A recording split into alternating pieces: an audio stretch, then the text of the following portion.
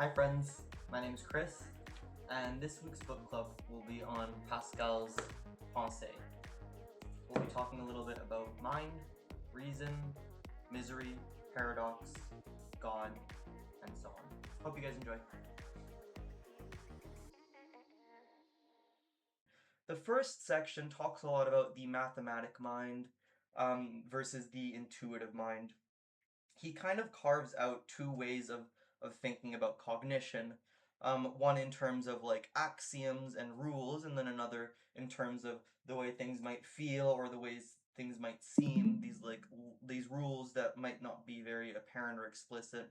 Then in the next section, we'll talk about the misery of man without God, his diagnosis for the types of conditions that all humans are faced with, and we're gonna talk about how it's not like so much misery in the terms of in the sense of being sad or in the sense of being depressed, but a far more like metaphysic or epistemic notion of misery. And then finally, we'll talk about why he even thinks we need this wager, which he speaks of, his famous God wager, and then how he would maybe reply to people and their objections to it or and their issues with it. And so, um, yeah, first he talks a little bit about how cognition comes in two sorts.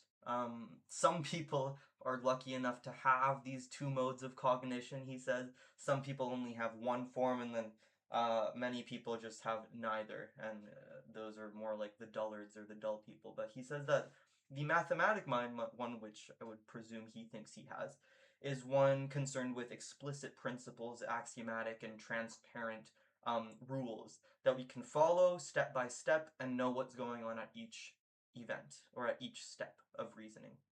And the other one, the intuitive mind, it's one that's a lot more subtle, a lot more distributed among multiple different less obvious rules, and he notes that it's often felt rather than seen. But I don't think he's saying here at all that this is a mode of thinking that's concerned with feeling. I would think it's just like rules that we oftentimes, let's say, like conflate with feeling. And so these are like the two ways of thinking he thinks, but he thinks that there's issues with these two ways of thinking. He thinks that oftentimes people that are too concerned with mathematic cognition, who only use that in isolation, well, they have a lot of deficits and they fail in many like moral, social, or religious ways. Because when you try to force axioms onto incredibly, um, let's say, like incredibly murky and like nebulous ideas or concepts or contexts, then we're bound to kind of make mistakes because it's hard to explicitly know all of the rules that should underlie these contexts. And the intuitive mind, on the other hand, they can fail by what he calls the omission of one principle. And so the omission of one principle would just be like accidentally or accidentally like dropping one critical axiom that if we drop, now all of a sudden we don't understand the concept at all, or we make some sort of like rational blunder. And he thinks that both of these people are people who are too on one end of this mode of thinking, they're gonna show deficits, and that not everything, like the whole universe or not all aspects of human life can be reasoned only through mathematics, only through intuition, but these are just like claims that are more or less intuitive to us nowadays, right? We didn't need a philosopher to tell us that we have different kind of modes of thinking. I think that a big contribution of Pascal here was like of kind of introducing what seems to be at least like proto-psychology, or understanding the way people think before before the proper, let's say, like psychologists of the 20th and 19th century came along to do so. And so he talks a little bit about like how people come to believe things or come to convince other people, or how people persuade each other. And he says that if you want to correct someone, first off, begin by granting the side on which it is usually true. So basically agree with what they're saying in all the cases that they say that they're understanding that whatever the claim is, and then just show that something is missing, as opposed to pointing out that they are wrong. And I guess this is also just echoes of like Socratic like dialectic, right? You want to kind of persuade someone, not in just like putting up a wall and saying you're wrong, fix this, but more so in like holding their hand, going alongside with them, and then persuading them. And so he also notes that people are persuaded more by reasons in this section, at least. Um, they discover themselves than the reasons are just like explicitly handed to them. So it's more of like a self-discovery or a persuasion than it is a rebuttal or an objection. And I think at this point in the Pensées, what he's trying to do is have you think about the way you think, kind of like introspect a tiny bit and understand at what points in life um, you've been someone who like engages in this type of mistake, I guess, or like little hiccup, psychological like quirk. And then he comes to the diagnosis. So he wants to kind of treat us as if he were some sort of a doctor or a spiritual doctor, let's call it. I don't know. His biggest claim, or at least he starts off with saying that man without God is a very unstable creature.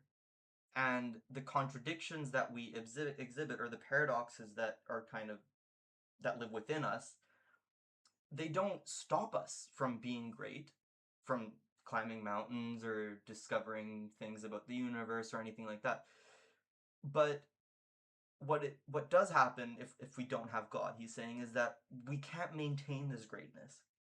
Or at least we have a really hard time in crystallizing it. We can have like moments and instances and periods of time in which we can achieve greatness, but it's not very stable.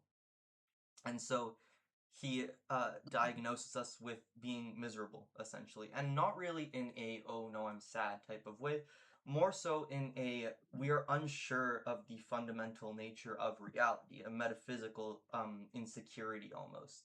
We don't we have a hard time saying with 100% certainty that this is the case or that is the case. We're also terribly epistemically fragile. We are unsure of what we know, and this is a type of misery. We are unsure, um, in kind of like this Cartesian way about what we know. Then the other important one is that we are terribly like torn between what we know to be right, what we think to be right, what we feel to be right. We're like morally distorted. And then on top of that, to put the cherry on top of this diagnosis of our misery is the disproportionate feelings we might have existentially. So between the macro scale of the universe and the micro scale of the universe. And so that's the first type of paradox that he's presenting us with. This type of scale meditation. So I'm sure like most of you got like anyone basically above the age of like 12 or 13 is considered how big the universe is, and then felt this like sense of awe. So he encourages us to engage in this type of thought once more. Okay, think about how big the universe is. The Earth and the Sun, and then holy crap, everything's so big, we're so small. Think about that. Try and hold on to it until you feel a type of like vertigo or like sickness. And then try and think about the super small. And think about how we are so large compared to that. And he notes that, well, a nothing in comparison with the infinite, an all in comparison with the nothing, and a mean between nothing and everything. So this type of feeling or vertigo we might get from thinking about the really big and then the really small points towards an issue within us and a paradox. We really, really want stable foundations to stand on, but we just can't seem to ground ourselves or like find our footing. We're just drifting in uncertainty. More or less restructured. I tried to restructure it, but I think this was a bit of a mistake, because reading the Pensées, um, it's like you need to take the incoherent or the unsystematic with the lucid. I don't think he was the most lucid in all of the parts of this, but I tried to restructure his argument in like a in a premise form, but he says that nature presents infinities, macros and micros. Human cognition is very limited, even if we're understanding it in terms of mathematical and intuitive minds. We can't really understand the beginning of things or the ends of things. We have a hard time thinking about the beginning of the universe, thinking about the end of our lives. So we drift along in this uncertainty. And so this is natural, but our groundwork cracks, we can't find our footing. And this should produce a type of humility, and a humility which can only be, let's say, like treated um, if we go something beyond our reason. If you want more than drift, more than this like confusing drift, you need this type of um, help beyond reason, let's say. And then he talks about three types of, I'd call them biases, really. Three types of biases that are pervasive and systematic among all humans, and they can lead to fault and this type of misery. The first one is imagination, what he calls the mistress of error. And he says that this type of cognitive quirk, let's call it, this is what's in part responsible for making us feel happy, sad, confident in someone, insecure, shameful, prideful, and so on. And it does so through mere cues. And so when we see someone talk and maybe they have a lab coat on, we all of a sudden we're like, okay, I'm confident in what he's saying. He must be smart. Or if we see a I don't know, a religious figure, we have more belief in his like sanctity or in his piety. And it's just like these types of like we fill in the holes with what we're presented with, and this is kind of what drives our feelings of the world and of the stuff around. The next kind of psychological quirk is that of custom or habits, and he thinks that we have a reasonable way of understanding the world. Our cognition is pretty apt, but customs and habit, they kind of like install themselves in the background, and they start to mess with our ability to perceive the truth. And these like customs or habits are just like what would be an example? Any type of like training or conditioning that you might undergo, or you definitely do undergo throughout your life, it's going to lead you to look at the world in different ways. And then the most important one, I guess, the one he wants to draw the most attention to, is self-love. And he thinks that self-love, this type of, let's say, like self-care, like appreciation of the self, this generates a type of mortal enmity towards the truth that exposes us and makes us hide ourselves at the same time from ourselves and others. And so this is he doesn't explicitly draw this out, but it's kind of what I see as a paradox of self-love, which I think this is the most interesting part so far for me. He says that the nature of self-love and of this human ego is to love itself only and consider self only.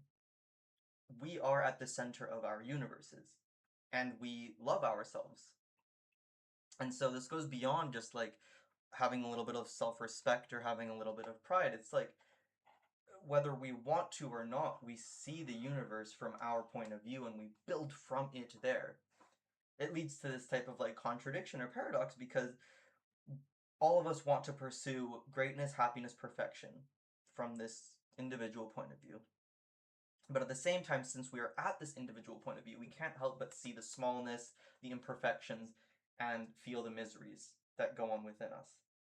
So we're like at odds, not only in a micro-macro scale, but in an inner-outer scale. And so he's diagnosed us basically with a bunch of psychological biases that aren't always helpful, with this egocentric view of the world, and then with these feelings of misery. And so in section 3 comes his famous contributions to philosophy, the wager. And so he kind of says that basically there's two ways in which the universe can unfold. Either God exists or God doesn't exist. And he doesn't frame it so much as an issue of reason originally. He frames it in terms of like infinite chaos between us as limited beings and of the infinite conception that they have of the Christian God. So it's not so much about irrationality, I would say, as it's about an appropriate expectation for how to approach this type of predicament. Essentially, we cannot rely on proofs in like the geometric or like arithmetic sense, um, as much as we need to rely on something a bit more divine to lead us to understanding this infinity. I'm trying to do him justice best here because I have a lot of issues with it, but hopefully I'm doing him justice. I don't know. And so he says that, well, a lot of people will say, okay, well, I don't want to choose. I don't care to choose. I don't care to put myself, I don't care to say that I believe or don't believe. Well, he said, Oh nah, oh nah, oh nah, oh nah, oh nah, he's wild. what is it? He says, you are embarked, essentially. He says, you must wake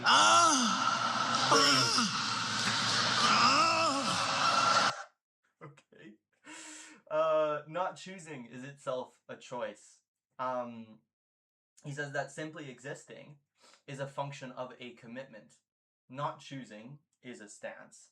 And this whole God question isn't something trivial. It's something we need to face because we're already existing. And then so finally he presents us with the expected value argument that I'm sure you guys are like aware with, and I don't need to walk through. But I don't think he's saying that we need to I don't think that he would say that this should lead you to believe in God. I think he's just trying to come up with a type of rational argument for those who don't want to deal with um, divine or non-reason based forms of understanding things. And the last interesting thing that I'll talk about before all of you guys will probably like rip into him and his logic is this idea that well, a lot of people are just gonna say, I can't believe.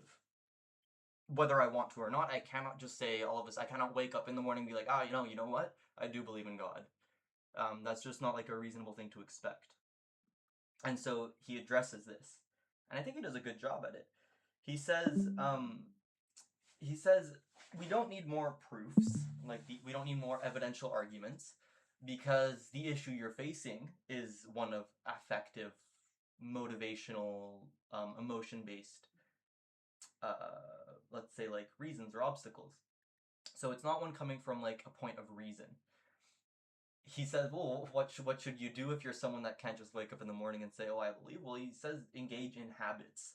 So one of those like psychological quirks he was pointing to earlier, he says engage in that, and then eventually maybe that habit can reshape you. So act as if taking the holy water will help you or make you more pious. Participate in masses, pray, do all that stuff as if you were to believe. Even if you don't, still engage in that type of behavior, because eventually this habit will reshape you. And I guess there is some truth to that. Habits do, they will influence the way you believe about stuff. It's like, for example, if I tell myself every morning that I'm bad at math, eventually that's gonna like manifest in some way. I'm not gonna be as confident in math. I'm not gonna seek it out, and so on.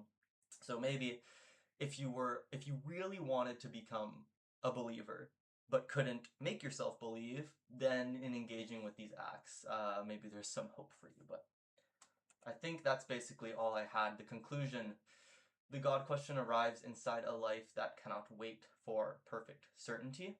You're already committed because you exist. Your rational move is to wager. And the human move is to reshape your heart through practice, if that's not enough. Okay, I'm done. So who wants to rip into him first? Or who thinks he was like pretty convincing and like